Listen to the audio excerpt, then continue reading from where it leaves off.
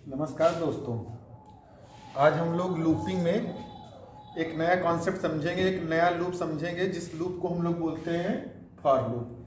तो पिछली क्लास में हमने समझा था कि लूप तीन तरह के होते हैं, वाइल लूप, फॉर लूप और डू वाइल लूप। तो वाइल लूप को हम लोग समझे थे। वाइल लूप में हम लोग देखे थे कि उसमें इनिशियलाइजेशन, कंडीशन की चेकिंग और इंक्रीमेंट या डिक्रीमेंट वाला जो स्टेप था वो अलग अलग जगह हो रहा था। और दूसरी इंपॉर्टेंट चीज, जो वाइल लूप था वो एक एंट्री कंट्रोल लूप था। मीन्स लूप के अंदर एंट्री तब तक नहीं होती थी जब तक कंडीशन सेटिस्फाई नहीं होती थी। आज हम लोग फॉर लूप में क्या चीजें अलग हैं, किस जगह इस लूप का यूज करें, वाइल लूप से कैसे ये डिफरेंट है, इसमें कैसे हम लोग स्टेटमेंट को यूज करते हैं, इन सब के बारे में डिस्कस करेंगे। तो फॉर लूप का एक छोटा सा एग्जांपल हमने यहाँ पे बना लिया है। अब इसमें ये दोनों हेडर फाइल आपको कस्टमरी जैसे पहले से यूज करनी है वैसे यूज करते रहना है। वाइड मेन आपको लिखना है। यहां से प्रोग्रामिंग स्टार्ट हो रही है फॉर लूप की। तो सबसे पहला काम क्या किया है हमने, सबसे पहला काम किया है कि एक वेरिएबल को डिक्लेयर किया है, और वेरिएबल का डेटा टाइप हमने क्या दिया है, इंटीजर टाइप। तो इंटीजर टाइप के लिए हमने यहाँ इंट लिखा है और वेरिएबल का नाम हमने क्या रखा है, आई। अब देखिए वेरिएबल लूप कहां शुरू हो रहा है, i इक्वल टू 1 से, फिर i less than 6, i plus plus. तो सबसे पहले इनिशियलाइजेशन, i इक्वल टू 1 का मतलब इनिशियलाइजेशन, जहां से लूप स्टार्ट होगा, इनिशियल होगा। इस स्टेप को हम लोग बोलते हैं इनिशियलाइजेशन। इसको बोलते हैं हम लोग कंडीशन चेकिंग। क्या बोलते हैं, कंडीशन की चेकिंग। और तीसरा स्टेप जो होता है उसको हम लोग बोलते हैं इंक्रीमेंट या डिक्रीमेंट वाला स्टेप। तो तीनों स्टेप आप देख रहे हैं कि फॉर लूप एक ऐसा लूप है जिसमें इनिशियलाइजेशन, कंडीशन की चेकिंग और इंक्रीमेंट डिक्रीमेंट, ये तीनों स्टेप एक ही साथ आपको दिख रहे हैं। जबकि वाइल लूप में आपने क्या देखा था कि इनिशियलाइजेशन अलग जगह पे था, इंक्रीमेंट डिक्रीमेंट अलग जगह पे था, और कंडीशन की चेकिंग कहां पे हम लोग कर रहे थे, वाइल के अंदर। जबकि इस लूप में हम लोग देख रहे हैं तीनों चीजें एक ही साथ हैं।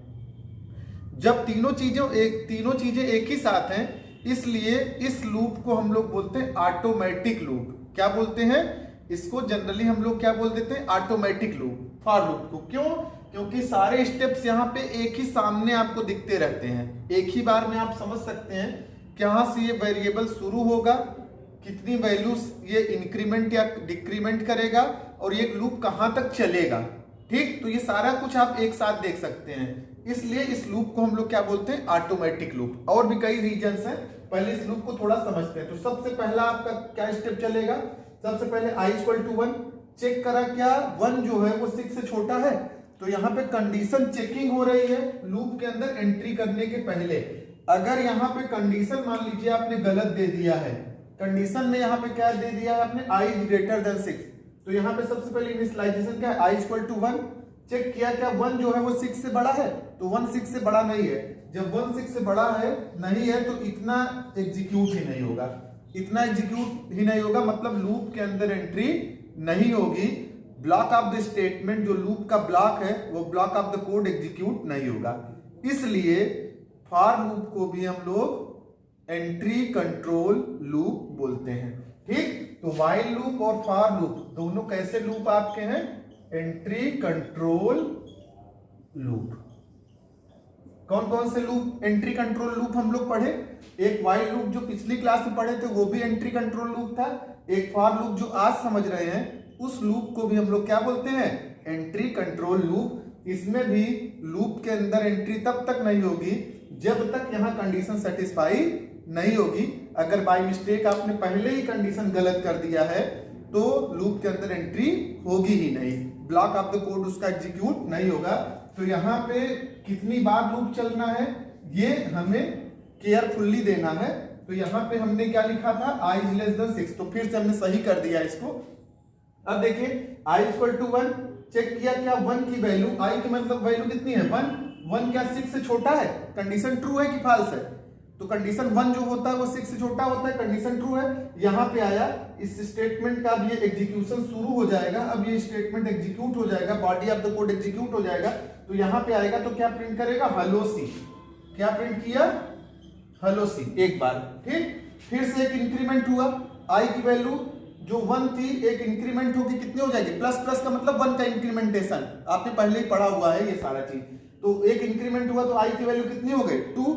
चेक किया क्या जो 2 है वो 6 से छोटा है, तो कंडीशन क्या है, सेटिस्फाई हो रही है, क्योंकि 2 जो होता है वो 6 से छोटा है।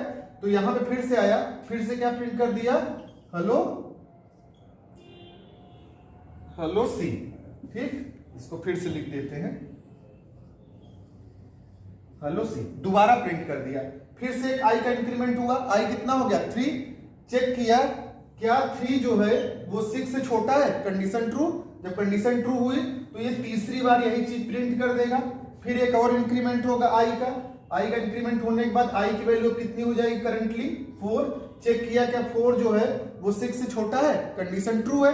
जब कंडीशन ट्रू है तो फिर से ये क्या प्रिंट कर देगा, हेलो सी। कितनी बार प्रिंट कर चुका है, 4 बार। ठीक, फिर से एक इंक्रीमेंट हुआ, कितना हो गया वैल्यू आई का 5।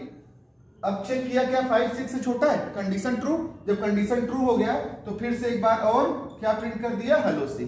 फिर से यहां से इसके बाद अगला स्टेप क्या जाएगा, फिर से आई का एक इंक्रीमेंट होगा और वैल्यू कितनी हो जाएगी 6। चेक करेगा क्या 6 6 से छोटा है, तो 6 6 से छोटा नहीं है, इक्वल है। और इक्वल की कंडीशन हमने नहीं दिया है, लेस देन की कंडीशन दिया है। तो जब भी इसको ये कंडीशन मिल जाएगी कि 6 इज लेस देन 6, तो ये कंडीशन फॉल्स हो जाएगी। जब कंडीशन फॉल्स हो जाएगी तो लूप के अंदर एंट्री नहीं होगी।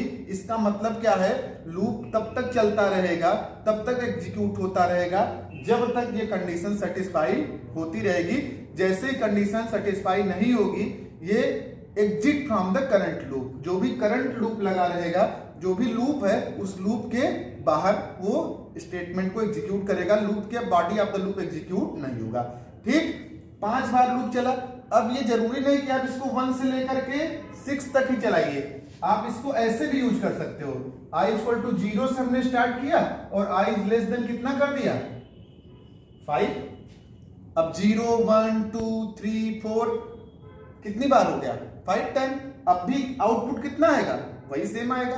ठीक, तो ये लूप चलाने के लिए जैसे आप 5 से शुरू करिए 10 तक चला दीजिए या 11 तक चला दीजिए। ठीक, तो ये आपके ऊपर टोटली डिपेंडेंट है कि आप लूप को कैसा सेट करना चाहते हैं। इसको माइंड में रटना नहीं है, बात समझ में आ रही है सबको, इसको रटना नहीं है, इसको बस आपको सेट करना है।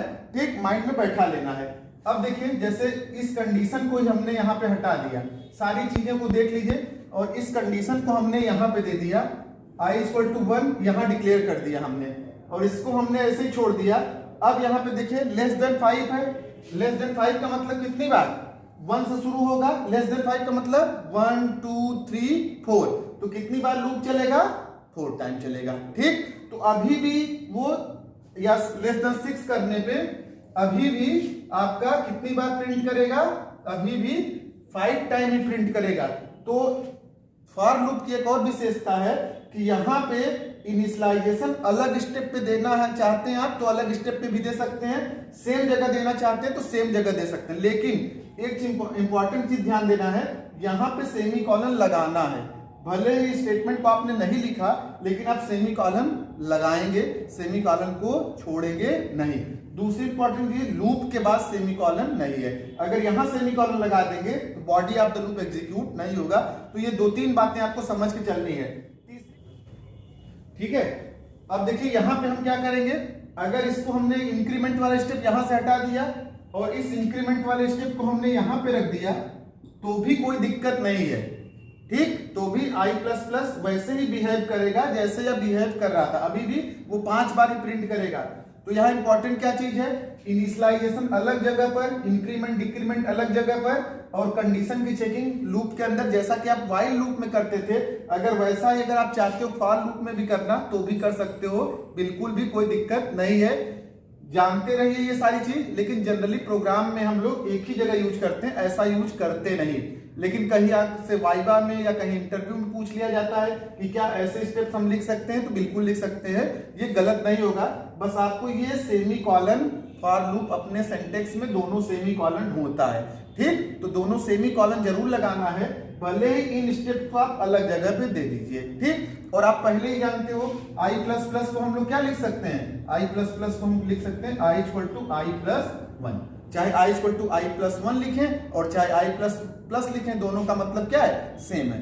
अब और चीजों को कुछ समझते हैं, तो इसको यहीं पे हमने फिर से कर दिया, ये आपको समझाने के लिए हमने लिखा था, तो इसको यहीं पे लिख दिया और इस स्टेप को भी हमने कहां कर दिया, इस स्टेप को भी हमने सेम जगह कर दिया। ठीक, देखिए अब इसको सब चीज आप अलग जगह भी कर सकते हो, एक ही जगह कर सकते हो। इस मल्टीपल बिहेवियर के वजह से इस लूप को हम लोग क्या बोलते हैं, ऑटोमेटिक लूप, क्योंकि यहाँ पे ऐसे भी कर सकते हो इसको, और व्हाइल लूप की तरह अलग जगह इनिशियलाइजेशन और कंडीशन की चेकिंग और अलग जगह इंक्रीमेंट डिक्रीमेंट अगर आप करना चाहते हो तो अलग जगह कर सकते हो। ठीक, इसमें कोई भी प्रॉब्लम नहीं है। और ये लूप कैसा लूप है आपका, एंट्री कंट्रोल लूप। अब 2-3 बातों को और समझना है हमें, जैसे अगर इसको 10 बार हमें अपना नाम प्रिंट करना है तो 10 बार नाम प्रिंट करने के लिए हम लोग क्या कर दिए, लेस देन 11, 1 से लेकर के 10 तक लेस देन 11। अब वो यही स्टेप कितनी बार चलेगा, 10 बार चल जाएगा। ठीक, तो अपने हिसाब से लूप को आप जैसा सेट करेंगे लूप वैसा एग्जीक्यूट हो जाएगा। अब दूसरी चीज, हमें वैल्यू को प्रिंट करना है। वैल्यू को प्रिंट करने के लिए हम लोग क्या करेंगे, परसेंटाइल डी देंगे और किसको प्रिंट करना है, आई को। ठीक, अब यहाँ पे देखिए क्या प्रिंट होगा, अब वैल्यू प्रिंट होगी। ठीक, तो यहाँ पे थोड़ा स्लैश एन भी लगा लीजिए जिससे ये नई लाइन में आपको दिखाई दे, स्लैश एन। और किसको प्रिंट करना है हमें, आई को। अब देखिए सबसे पहले i इक्वल टू 1, देखिए लूप कैसे चल रहा है। सबसे पहले इस स्टेप पे आया, इस स्टेप के बाद इस स्टेप पे आया, इस स्टेप के बाद यहाँ पे आया। ठीक, मतलब प्रिंट वाले स्टेटमेंट पे। तो देखिए i इक्वल टू 1 चेक किया, क्या 1 जो है वो 11 से छोटा है, कंडीशन ट्रू हुई, कंडीशन ट्रू हुई तो i की वैल्यू प्रिंट किया, तो i की वैल्यू कितनी है, 1, वो प्रिंट कर दिया।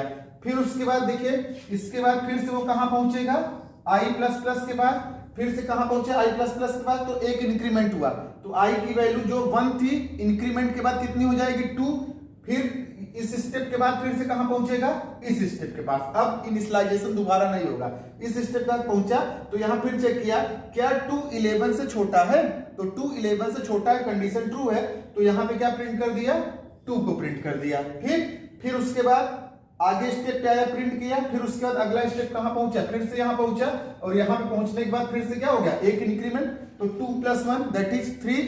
चेक किया क्या 3 11 से छोटा है, कंडीशन ट्रू, कितना प्रिंट कर दिया, 3, फिर 4, ऐसे करके कितना प्रिंट कर दिया, 10 तक। फिर एक इंक्रीमेंट हुआ, कितना हो गया वैल्यू, 11। चेक किया क्या 11 11 से छोटा है, तो 11 11 से छोटा नहीं है, उसके बराबर है, तो छोटा नहीं है तो कंडीशन क्या हो जाएगी, फॉल्स हो जाएगी। जब फॉल्स हो जाएगी तो यहाँ पे अब body of the loop execute नहीं होगी।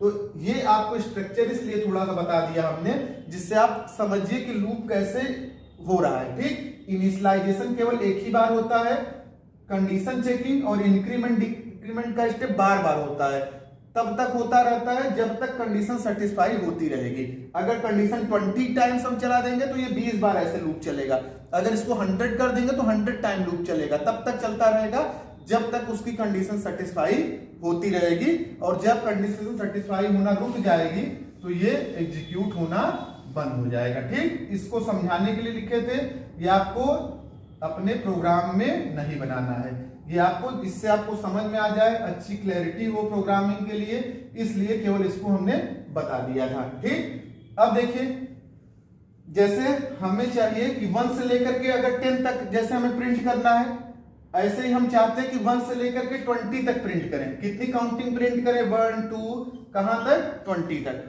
तो लूप कैसे कर देंगे हम लोग, लेस देन, क्या कर देंगे यहाँ पे, लेस देन 21। तो i इज लेस देन 21, जब तक 21 से छोटा रहेगा दैट इज 20 तक, तब तक लूप चलता जाएगा। ऐसे अगर हमें 1 से लेकर 100 तक काउंटिंग प्रिंट करनी है तो लेस देन क्या करेंगे, 101, या लेस देन इक्वल टू 100 कर देंगे। तो अपने हिसाब से आपको लूप सेट करना है, इसमें कुछ रटना नहीं है।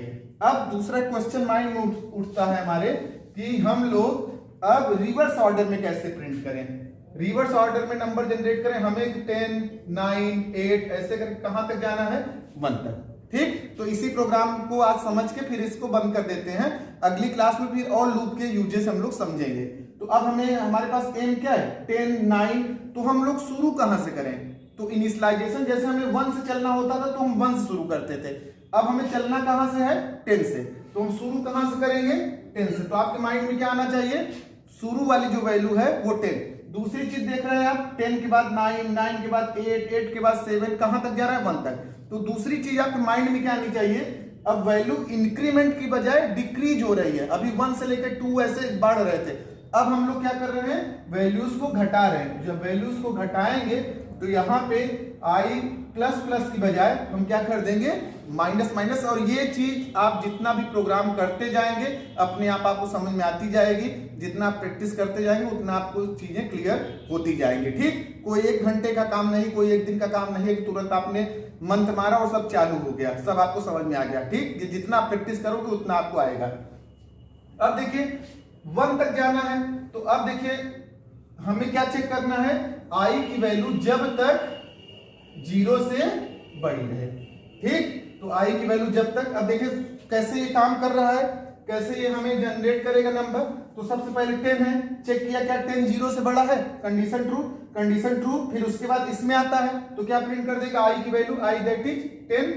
फिर इसके बाद कहां जाता है, यहाँ पे 10 की बजाय अब एक घट की वैल्यू कितनी हो जाएगी 9।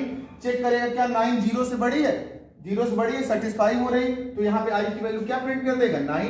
फिर यहाँ पे जाएगा तो कितनी वैल्यू हो जाएगी 9 - 1 दैट इज 8। 8 क्या 0 से बड़ी है, 0 से बड़ी है, हाँ सेटिस्फाई हो रहा है, तो वो 8 प्रिंट करेगा, फिर 7 प्रिंट कर देगा, ऐसे कहां तक प्रिंट करेगा 1। फिर एक और इंक्रीमेंट डिक्रीमेंट हो जाएगा 1 से छोटी, 1 - 1 दैट इज 0। तो क्या 0 से बड़ी है i की वैल्यू, तो 0 से बड़ी i की वैल्यू नहीं है। जब तक 0 से बड़ी थी तब तक वो सारे नंबर्स को जनरेट कर रहा था। जैसे वो वैल्यू सेटिस्फाई नहीं हुई, जैसे कंडीशन उसकी गलत हो गई, वहां पे वो लूप चलना रुक गया। इसलिए तब तक ये लूप के अंदर एंट्री नहीं होगी जब तक कंडीशन ट्रू नहीं होगी। इसलिए व्हाइल लूप और फॉर लूप दोनों लूप को हम लोग क्या बोलते हैं, एंट्री कंट्रोल लूप। ठीक, तो आई थिंक सबको समझ में आया होगा। जो लोग नए हैं चैनल से वो सब लोग जुड़ेंगे, अपने दोस्तों के साथ, अपने और भी घर वालों के साथ शेयर करेंगे, जिससे ज़्यादा से ज़्यादा लोग इस चैनल से जुड़े और ज़्यादा से ज़्यादा लोग लाभान्वित हों। आज की क्लास हम लोग यहीं पे ख़त्म करते हैं। आगे हम लोग डू वाइल लूप और फॉर लूप और वाइल लूप के और भी एप्लीकेशंस देखेंगे, कहाँ पे इसको हम लोग रियल लाइफ में यूज करते हैं, तो आपको और क्लैरिटी बढ़ती जाएगी। ठीक, थैंक यू क्लास, आज के लिए इतना करते हैं हम लोग।